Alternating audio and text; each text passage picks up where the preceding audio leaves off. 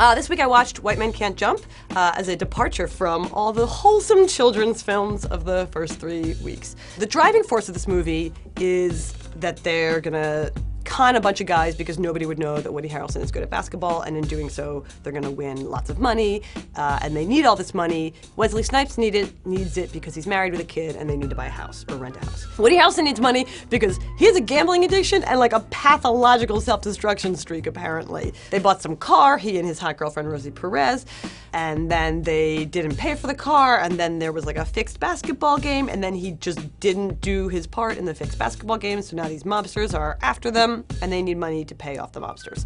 But then all of that is erased when Woody Harrelson gambles away his money on like a dunk contest with Wesley Snipes, and then he's got no money, and he's gonna get killed by these mobsters, and then Rosie Perez goes and wins Jeopardy, and that's how the plot is resolved. This whole review series is developing into like a very feminist rant, but we need to take a moment to recognize the extent to which the women in this movie are the voice of reason. White people, y'all can't hear Jimmy. You listen. What the fuck are you talking about? His drummer was white.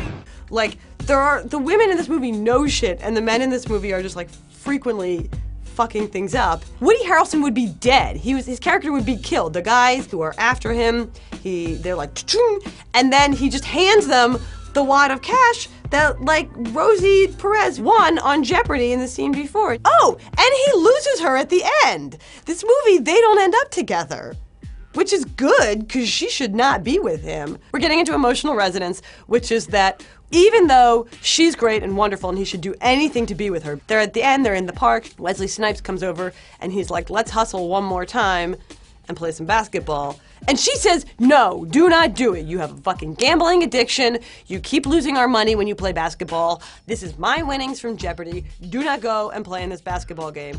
And then he does, and he's like, see you back at the hotel, babe? And then he loses her, and then she doesn't come back at the end of the movie. But it's okay because he gets friendship. Can we talk about fashion instead of sportiness this time?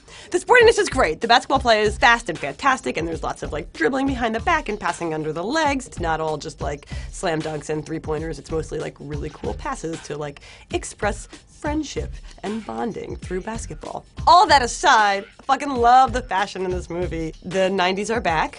And this movie from 1992 is everything I want in a wardrobe. There's like the start of the movie, there's this like old guy and he's wearing like a crop top and purple spandex and like rocking like a full-on gray beard, and he's my favorite guy in the movie. You guys look at me, you see the backwards hat, the gray socks, the funky outfit, and you say, now this guy's a chump, am I right? It's funny because an important element of this movie is that you know on sight that Woody Harrelson's character Billy is like a chump because of the way he looks. And it's not just that he's white, it's apparently like the clothes he's wearing, but it's very hard to tell like what is uncool about his clothes compared to everybody else's clothes, because like Wesley Snipes is wearing like multiple tank tops at one moment, and you're like, wait, so that's what's cool, but like Woody Harrelson's like tie-dye hat is uncool.